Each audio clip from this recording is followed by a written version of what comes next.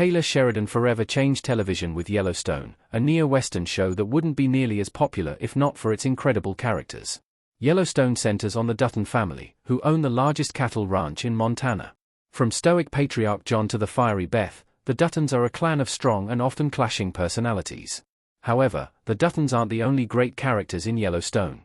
From the cowboys who work at the ranch to the Duttons' many ruthless enemies who want to snatch their land away from them, Yellowstone is teeming with fascinating figures who make the series one of the best neo-Western shows on television.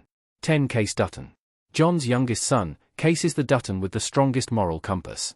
Case is an incredibly conflicted man, as his sense of right and wrong puts him at odds with his father's ruthlessness in defending his ranch, though Case's intense loyalty sees him constantly compelled to protect his family and their legacy. While this provides great tension in the show, Case's story gets repetitive as Yellowstone goes on. His scenes with his wife Monica and son Tate are sweet but also a bit bland compared to Yellowstone's more violent and dramatic storylines. Attempts at giving Case a dark side, like when he threatens a young girl with a gun in the divisive Season 5, fell flat, making him one of the weaker Dutton characters. However, without Case, there would be no real heart to the Dutton family.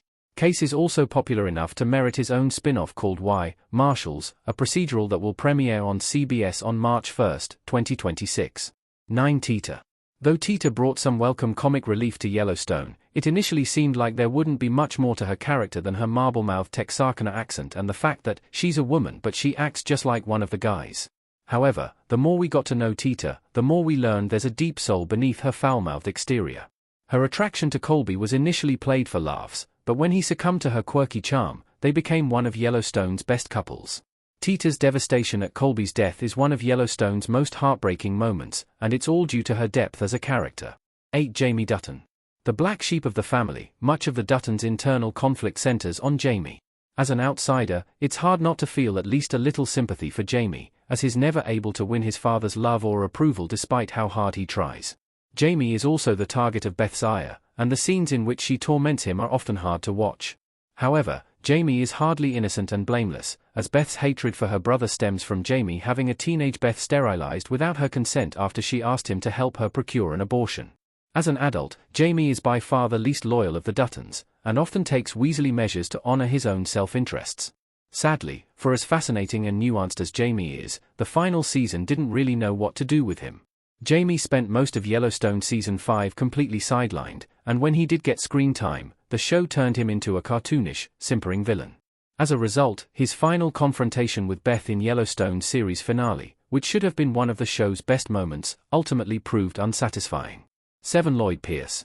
As John Dutton's oldest and longest-serving ranch hand, Lloyd Pierce is the heart and soul of the Yellowstone Dutton Ranch.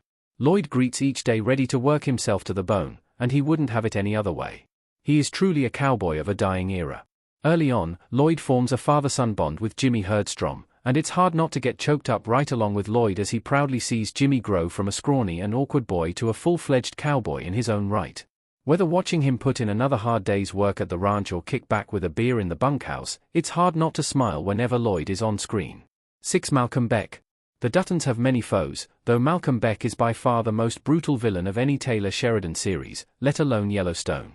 Along with his brother Teal, the powerful businessman fights dirtier than any of John's other enemies, which includes a vicious hired attack on Beth and the kidnapping of Tate.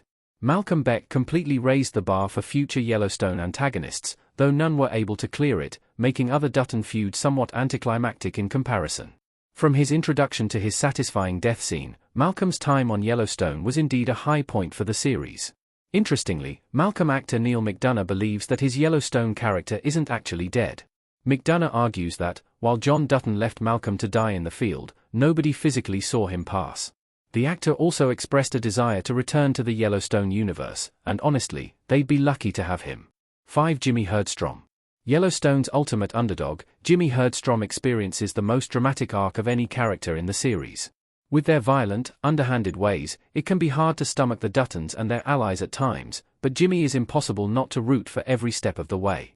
One of Yellowstone's future spin-offs included a Jimmy-centric series called 6666. However, it is indefinitely on hold as Taylor Sheridan wants to take the time to handle the project with special care and respect the lineage of the real-life Texas ranch. Via THR. Jimmy starts as a wayward delinquent but evolves from lowman at the Dutton Ranch to rodeo star to authentic cowboy. Though it was heartbreaking seeing Jimmy leave the Yellowstone, John was right that working there was stunting Jimmy's emotional growth. By starting over in Texas, Jimmy grows up and becomes the man he always wanted to be deep down. For Monica Dutton. As Casey's wife, Monica possesses a quiet strength that sets her apart from the louder personalities in the family she married into. She's braver than she's given credit for, as proven in the harrowing storyline where Monica puts herself in harm's way in order to catch a killer who had been preying on the indigenous women in her community. Much of the criticism surrounding Monica is that she's a perpetual victim. While it's true that Monica has almost died and been attacked several times throughout Yellowstone, she has plenty of agency. Yes, Monica seeks Beth's help in Yellowstone's memorable boutique scene, but she's ultimately the one who ends the ugliness, ordering Beth to stop tormenting the racist shopkeeper because, to Monica, it's senseless revenge. Monica also brought a much-welcomed indigenous perspective to Yellowstone, and storylines such as her history professorship at a local college were some of the show's most underrated. Sadly, these fell by the wayside as Yellowstone progressed, and Monica existed more as Casey's wife than her own person. But when the show focused on her, it was better for it.